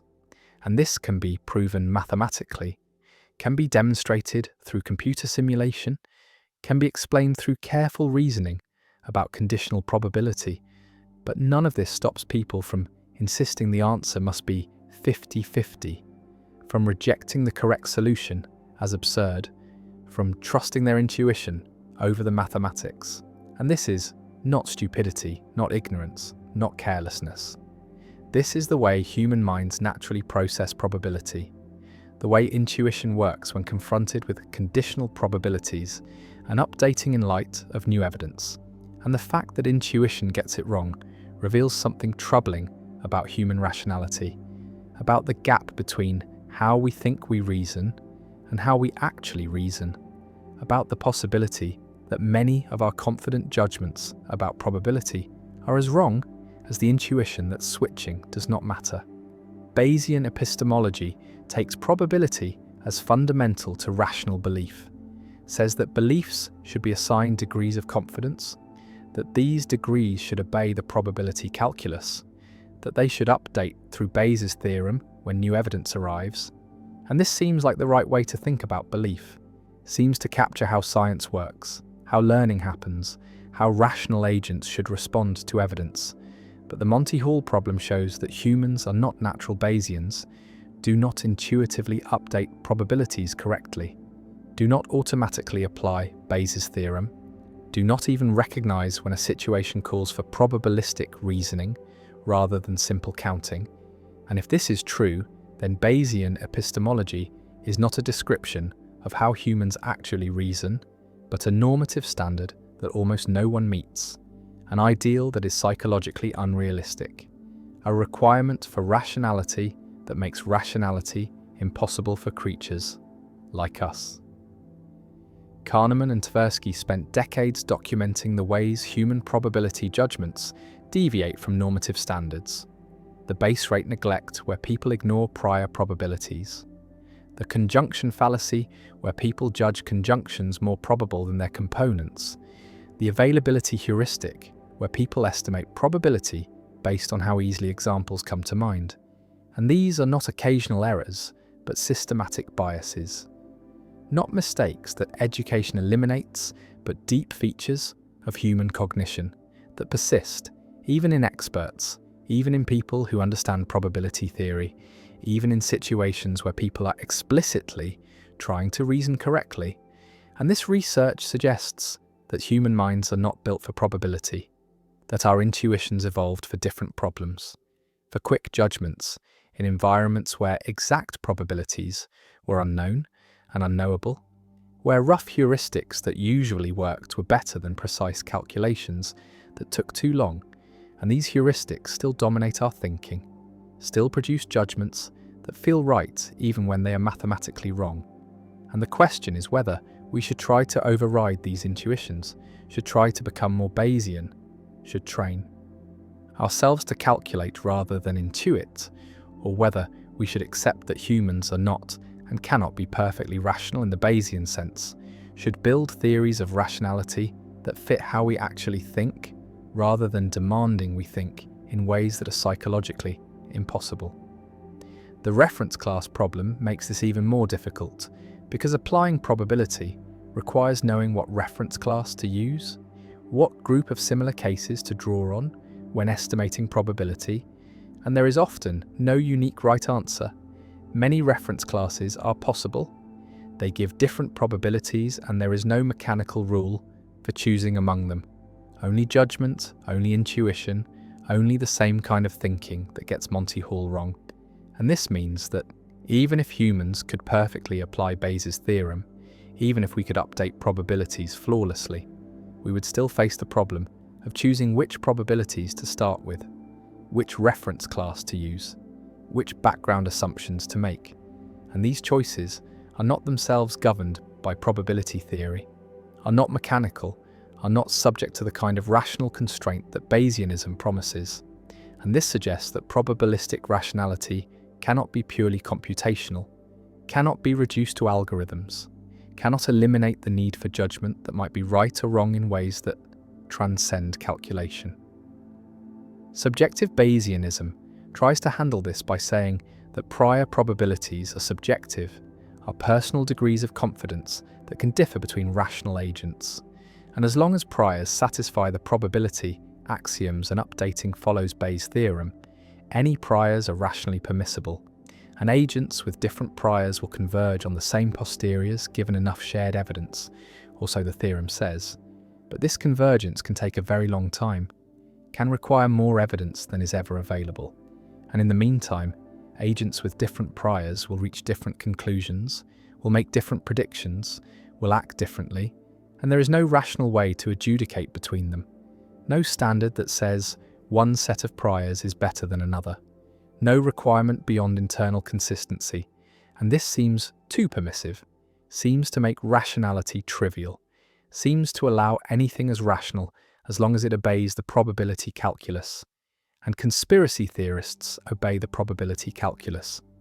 They just have different priors. They assign high probability to things most people assign low probability to, and they update on evidence in their own way. And by subjective Bayesian standards, they might be perfectly rational, just starting from different priors. And this cannot be right. This is not what rationality means. There must be some constraint on priors, some requirement beyond consistency, some standard that distinguishes reasonable from unreasonable starting points. But what that standard is, how to specify it, how to justify it without circularity, these questions have no clear answer. Objective Bayesianism tries to solve this by saying there are objective priors, that some probability assignments are privileged by logic or symmetry or information theory, that the principle of indifference or maximum entropy or some other principle determines what priors rationality requires. But each of these principles faces problems. The principle of indifference leads to paradoxes when applied to continuous quantities or overlapping partitions. Maximum entropy requires choosing a measure, and different measures give different entropies, and none of these principles seems to capture what we pre-theoretically think rationality requires. None of them vindicates our intuitive judgments about which beliefs are reasonable. And this suggests that the project of grounding probability in pure logic or symmetry has failed, that probability is not a priori but depends on empirical facts, on the actual frequencies in the world, on the causal structure of reality. And this leads back to frequentism, to the view that probabilities are objective features of the world, are long-run frequencies or propensities or chances built into the physical processes. But frequentism faces its own problems. The reference class problem returns, the problem of single cases where frequency makes no sense, the problem that different sequences can have the same frequency but seem to have different probabilities, and the debate between subjective and objective interpretations of probability remains unresolved. Remains one of the deepest puzzles in philosophy of science and epistemology, remains a place where intuition gives conflicting verdicts, and mathematics does not uniquely determine the right answer. The Monty Hall problem can be generalized, can be seen as an instance of a broader phenomenon where updating on evidence is counterintuitive, where the correct probability depends on assumptions about the process that generated the evidence, about whether the host had to open a door with a goat or could have opened any door, about whether the host knows where the car is or is opening doors randomly, and changing these assumptions changes the correct answer, changes whether switching is advantageous, and this shows that probability is not just about counting possibilities, but about modelling processes, about understanding the causal structure that generates observations, about getting the model right before applying the mathematics. And humans are bad at this, bad at seeing which model applies, bad at noticing when assumptions have changed, bad at tracking the difference between probability given this model and probability given that model. And this is another way intuition fails, another place where what seems obvious is wrong, another demonstration that probabilistic reasoning is hard, harder than it seems, harder than most people realize. The three prisoners problem is similar. Three prisoners, one will be pardoned, a guard knows who but will not tell. One prisoner asks the guard to name one of the other prisoners who will not be pardoned. The guard names one, and the prisoner reasons that his probability of pardon has increased from 1/3 to 1/2 because now there are only two prisoners in the running. But this reasoning is wrong. His probability is still 1/3. The other prisoner's probability is now 2/3.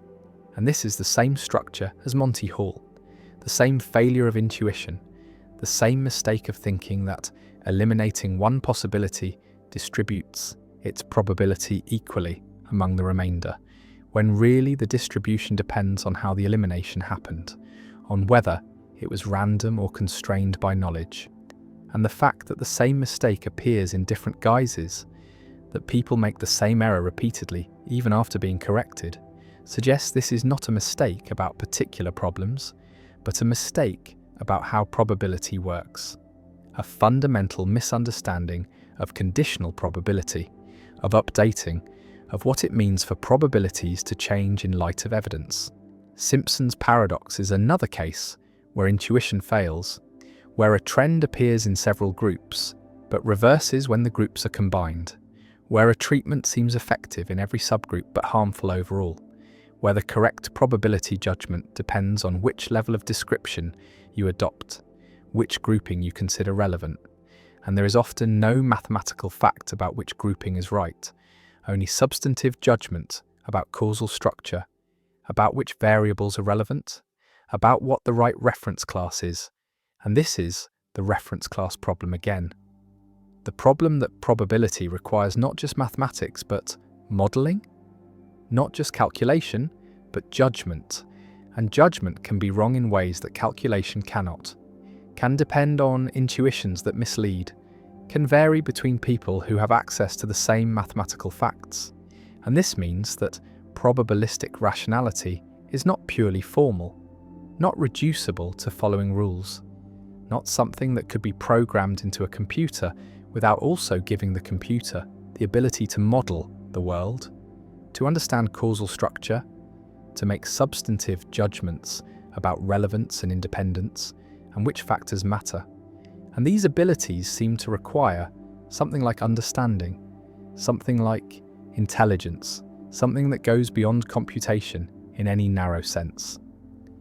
The Sleeping Beauty problem pushes this even further. Sleeping Beauty is put to sleep on Sunday. A fair coin is flipped. If heads, she is woken on Monday, and the experiment ends. If tails, she is woken on Monday, put back to sleep with memory erasure, and woken again on Tuesday. And when she wakes, she knows all this, but not what day it is or how the coin landed. And she's asked what probability she should assign to heads. And one argument says 1/2 because it is a fair coin, and her evidence does not distinguish heads from tails. And another argument says 1/3 because there are 3 possible wakings: Monday heads, Monday tails, Tuesday tails, and she should be equally uncertain about which one she is experiencing. And both arguments seem compelling. Both seem to capture something right about probability, but they give different answers, and philosophers have divided into halfers and thirders, have written papers and books arguing for their position, and no consensus has emerged, no decisive argument has appeared. And this suggests that probability itself is ambiguous, that there is no fact of the matter about. What probability means in cases like this, that different probability concepts give different answers, and there is no neutral standpoint from which to say which concept is correct. And if this is true, then rationality does not uniquely determine belief, does not provide the kind of objective standard that Bayesianism promised, allows for rational disagreement, even given identical evidence and identical priors in some sense. And this is disturbing, suggests that rationality is weaker than we thought, less constraining, less objective, more dependent on choices about how to frame problems and which probability concept to apply. The fine-tuning argument in philosophy of religion uses probability reasoning that many find suspicious, claims that the probability of a life-permitting universe is extremely low on naturalism, but not as low on theism, and therefore the existence of a life-permitting universe is evidence for theism. And this argument has the structure of Bayesian inference, has priors and likelihoods, and posteriors, but the probabilities involved seem impossible to specify, seem to require knowing about the space of possible universes and the probability distribution over them, and whether such probabilities even make sense.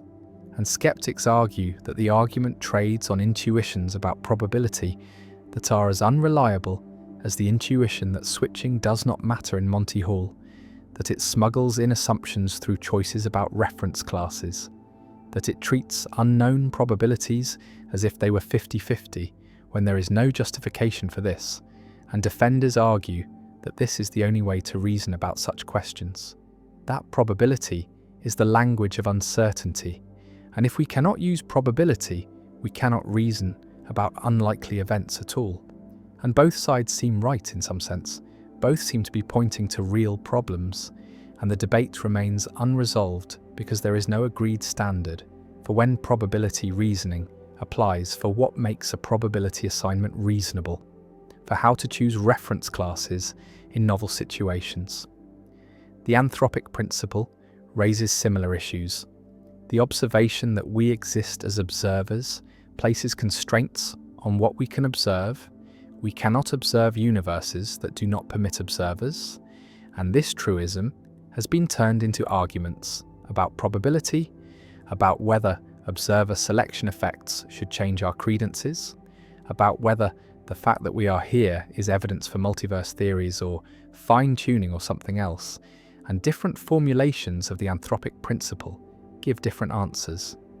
The self-sampling assumption says you should reason as if you are a random sample from all observers.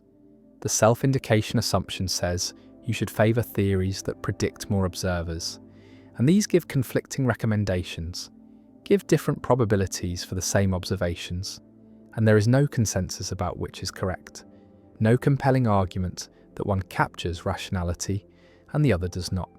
And this is another instance of the general problem, that probability reasoning requires background assumptions, requires choices about how to set up the problem, and these choices are not dictated by probability theory itself, are not mechanical, are not subject to the kind of objective, rational constraint that would make probabilistic epistemology a complete theory of rational belief.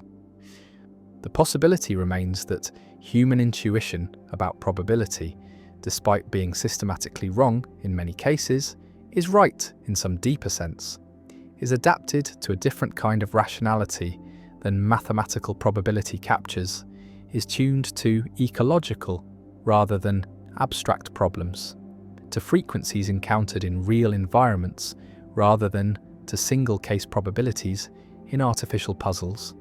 And Gigerenzer has argued exactly this, has argued that humans are better at frequency reasoning than probability reasoning, that framing Monty Hall in terms of frequencies rather than probabilities makes the right answer intuitive, that many of the biases Kahneman and Tversky documented disappear when problems are presented in ways that match our evolutionary history. And this suggests that the problem is not with human rationality, but with the mismatch between how probability theory frames problems and how human minds naturally frame them.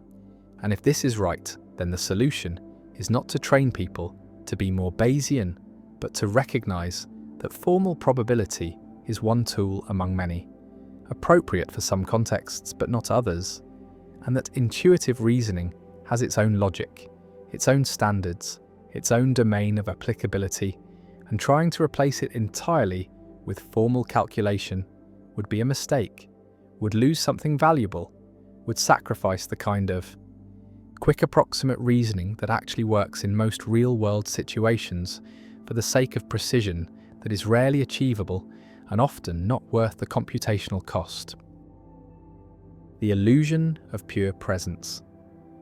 Western philosophy has been obsessed with presence, with the idea that meaning is fully present to consciousness, that words capture thoughts directly, that speech delivers truth immediately, that understanding happens in a moment of transparent access where mind grasps reality without mediation, without delay, without the contamination of signs and symbols.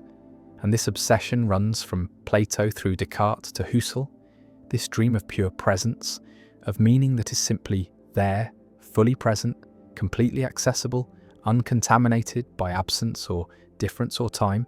And Derrida spent his career showing that this dream is impossible, that presence is always haunted by absence, that meaning is never fully present, but always deferred, always dependent on what is not there, always structured by difference and delay. And this critique he called the deconstruction of logocentrism, the deconstruction of the metaphysics of presence, the showing that what philosophy took as foundational, what it built everything on, what it never questioned, was actually an illusion, a construction, a denial of what makes meaning possible in the first place. Logocentrism is the privileging of speech over writing, the assumption that spoken language is primary, is closer to thought, is more authentic, is the natural expression of meaning while writing is secondary, is derivative, is a mere representation of speech, a supplement that adds nothing essential, that could be eliminated without loss.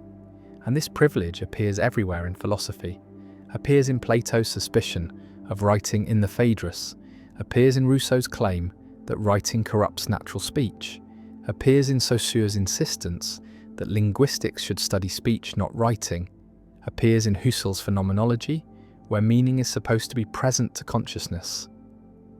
In the living voice, in the moment of speaking, where thought and expression coincide, where there is no gap, no mediation, no absence, just the full presence of meaning to itself. And Derrida argues that this entire structure is based on a mistake, that speech is not privileged, that it depends on the same structures of absence and difference that characterize writing, that the opposition between speech and writing is false, that what philosophy tried to exclude, tried to marginalize, tried to treat as secondary is actually constitutive, is what makes meaning possible, and recognizing this requires rethinking everything philosophy has assumed about language and meaning and presence. The argument begins with Saussure, who showed that linguistic signs are arbitrary, that the connection between signifier and signified is conventional, not natural, that there is no resemblance between the sound tree and actual trees, that meaning comes not from positive content but from difference, from the fact that tree is not free, is not three, is not any other word, that each sign gets its meaning from its position in a system of differences, from what it is not rather than from what it is. And this means meaning is never simply present in a sign, is never contained in it, is always dependent on absence, on all the other signs that are not present but that structure, the meaning of this sign through their absence, through the differences that define the system. And if meaning comes from difference, then it comes from what is absent, comes from the traces of other signs, comes from a structure that cannot be present all at once, that exceeds any moment of presence. That means presence is always already contaminated by absence, always already structured by what is not there. Derrida takes this insight further with his concept of difference, spelled with an A instead of an E to mark a difference that cannot be heard in speech, that exists only in writing. And this spelling already undermines the privilege of speech, already shows that writing can mark distinctions, that speech cannot, that writing is not simply a representation of speech, but has its own resources, its own capacities, its own forms of meaning, and difference is a neologism that combines two French verbs, differ a meaning to differ, and differ a meaning to differ. And Derrida uses this to capture the double movement of meaning. Meaning as difference, as we saw in Saussure, meaning comes from signs being different from each other, but also meaning as deferral. Meaning is never fully present because it always refers beyond itself, always points to other signs, always defers its completion, always postpones the full presence that philosophy dreams of. And this deferral is not an accident, not a limitation that could be overcome, but is the structure of meaning itself. Meaning is essentially deferral, is essentially the play of references that never comes to rest, never achieves the self-presence that would end the chain of signification. The trace is another key concept. The trace is what remains of absence, is the mark that one sign leaves in another, is the way every sign is inhabited by what it is not, by all the differences that constitute it, and the trace is neither present nor absent, is the condition of both presence and absence, is what makes presence possible while preventing it from ever being pure. And philosophy has always tried to exclude the trace, tried to achieve pure presence, tried to eliminate mediation, tried to reach a point where thought and reality meet, without the interference of signs. But this is impossible because thought is already sign, is already mediation, is already structured by difference and deferral and trace. And the dream of pure presence is the dream of a meaning that is not meaning, of a thought that is not thought, of a consciousness that transcends its own conditions of possibility. And this is why the dream always fails, why philosophy keeps encountering the same problems, why every attempt to ground meaning in presence leads to paradox and aporia, and the recognition that presence depends on what it tried to exclude. Husserl represents the culmination of the metaphysics of presence. His phenomenology tried to describe consciousness as it appears to itself, tried to bracket all questions of external reality and focus on the structures of experience. And he believed that in the living present, in the now of consciousness, meaning was fully present, that intentionality gave consciousness direct access to objects, that the voice was privileged because in speaking I hear myself speak. The signifier and the signified seem to coincide. There is no delay, no gap, no mediation, just the immediate self-presence of meaning. And Derrida's critique shows that even this privileged case depends on difference and deferral, because the now is not atomic, is not indivisible, is always already divided between past and future, between retention and protension, between what just was and what is about to be. And the pure present is impossible, is never experienced, is a theoretical construct that phenomenology posits but never demonstrates. And if the present is divided, then self-presence is divided, then the voice does not deliver unmediated meaning, but is already caught in the play of difference, already structured by trace and deferral, already contaminated by absence. The supplement is Derrida's term for what is supposed to be secondary, but turns out to be essential, what is supposed to add to something complete, but turns out to constitute it. And writing is the supplement to speech in the logocentric tradition. Writing is supposed to represent speech, to add nothing except the convenience of transmission across distance and time, to be a technology that speech could do without. But Derrida shows that speech already has the structure of writing, already involves repetition and difference and absence, already is a system of marks that function through their differences, not their presence. And what this means is that the supplement is not secondary, the supplement is originary. What seems to come after and add to is actually what makes possible what it supplements. And this reversal is characteristic of deconstruction, the showing that what the tradition marginalized as derivative is actually constitutive, that what was excluded as external is actually internal, that the hierarchy must be reversed or rather dissolved, because the terms are not opposed but entangled, and neither is prior to the other. Both depend on structures that exceed them. Rousseau provides Derrida with a key text.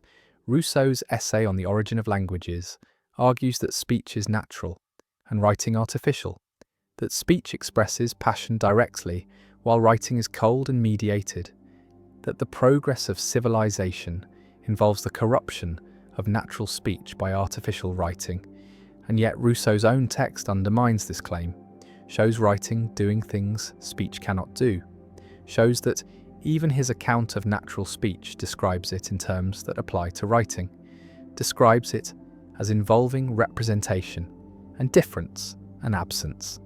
And Rousseau himself acknowledges that writing supplements speech, that it is dangerous precisely because it can do what speech does without the presence of the speaker. And this danger reveals that presence was never essential, that meaning can function in the absence of the speaker, that the supplement is not secondary but reveals the structure of what it supplements, reveals that speech was always already writing in the broad sense that Derrida gives to writing, the sense of archie-writing, the structure of difference and deferral and trace that makes all meaning possible.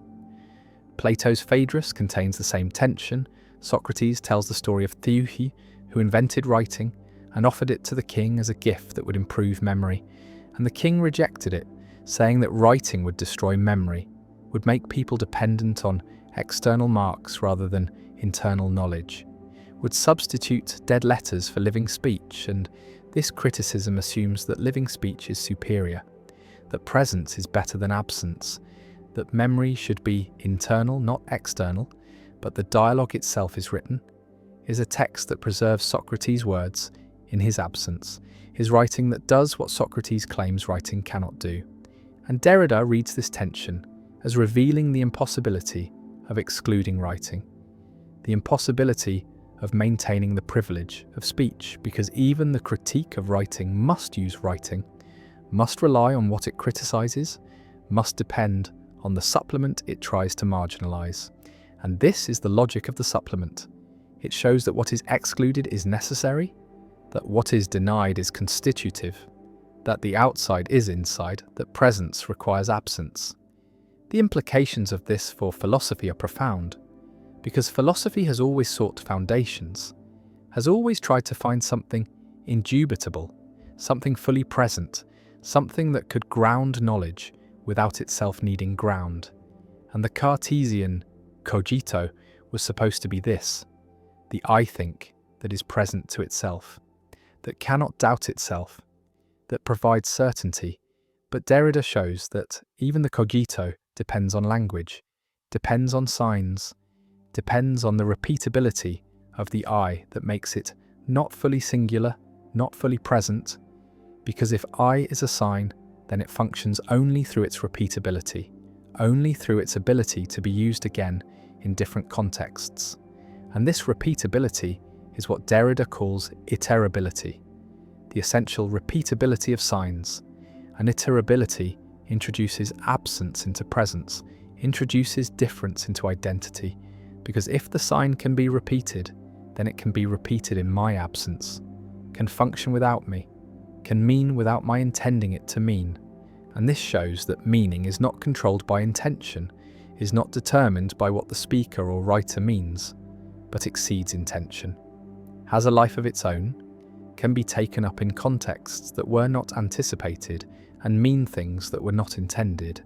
And this is why deconstruction can find meanings in texts that authors did not intend, can show texts undermining their own claims, can reveal tensions and contradictions that were not deliberate but that are nonetheless there in the text. And this is not misreading, not imposing meaning on the text, but is close reading, is attention to what the text says beyond what it means to say, is following the logic of the text further than the author followed it. The critique of phonocentrism, the privileging of voice and hearing over other forms of signification, extends the critique of logocentrism, because the voice was privileged precisely because it seemed to offer presence, seemed to allow the speaker to hear themselves speak, and thereby to experience meaning as present to consciousness. But Derrida shows that hearing oneself speak is not immediate, is not self-presence, because the voice must pass through the medium of sound, must be received by the ear, must be processed by the auditory system. And all of this introduces delay, introduces difference, introduces the trace, and the illusion of immediacy is just that, an illusion, a denial of the mediation that actually occurs. And if speech is mediated, then it is no different in principle from writing. Both are systems of marks that function through difference. Both involve absence and deferral. Both depend on structures that exceed presence. And the privilege of speech is revealed as metaphysical prejudice, as commitment to presence that cannot be sustained, as logocentrism. Meaning as deferred implies that meaning is never fully achieved, never complete, never final, because every attempt to state what something means requires more signs, requires more words, requires explanations that themselves require explanation. And this is not a failure, not a lack, but is the condition of meaning. Meaning is essentially open, essentially unfinished, essentially exceeds any attempt to pin it down, and interpretation is therefore infinite, not because meanings are arbitrary, but because meanings are inexhaustible, because every text can be read in multiple ways, can support multiple interpretations, not because anything goes, but because the text itself is structured by difference, is itself a play of differences that no single reading can master. And this does not make interpretation hopeless, but makes it necessary, makes it an ongoing task, makes it something that cannot be completed but must be continually undertaken. The political implications are significant because deconstruction reveals that all binary oppositions, all hierarchies, all claims to pure presence or pure identity are unstable, are constructed, are maintained through exclusion and denial. And this applies to oppositions like man/woman, white/non-white, straight/queer, rational/emotional, civilized/primitive, where one term is privileged and the other marginalized. And deconstruction shows that the privileged term depends on what it excludes, that identity depends on difference, that the center requires the margin, and this does not simply reverse the hierarchy, does not simply elevate what was marginalized, but shows that the hierarchy itself is unstable, that both terms are caught in a play of differences that prevents either from being pure or self-sufficient. And recognizing this opens possibilities for rethinking identity, for questioning foundations, for challenging power structures that present themselves as natural or necessary. And this is why deconstruction has been politically controversial, why it has been embraced by some as liberatory and attacked by others as nihilistic, why it continues to generate debate about whether undermining foundations strengthens or weakens resistance to injustice. Critics argue that deconstruction is self-refuting, that if all meaning is deferred, then deconstruction itself has no stable meaning, that if presence is impossible, then Derrida cannot mean what he says, cannot expect to be understood, cannot make claims that others can grasp. But this misses the point because deconstruction does not claim that meaning is impossible, does not deny that communication works, does not embrace skepticism or relativism. It claims only that meaning is not what philosophy thought it was, is not presence but deferral, is not self-sufficient but depends on difference. And this does not prevent communication, but explains how communication is possible, explains how signs can function in the absence of their origins, how text can be understood by readers who do not know the author, how meaning can survive contexts and travel across time and space. And all of this is possible because meaning is not tied to presence, because it depends on structures that exceed any moment of presence, because difference is not a limitation, but the condition of possibility of meaning itself.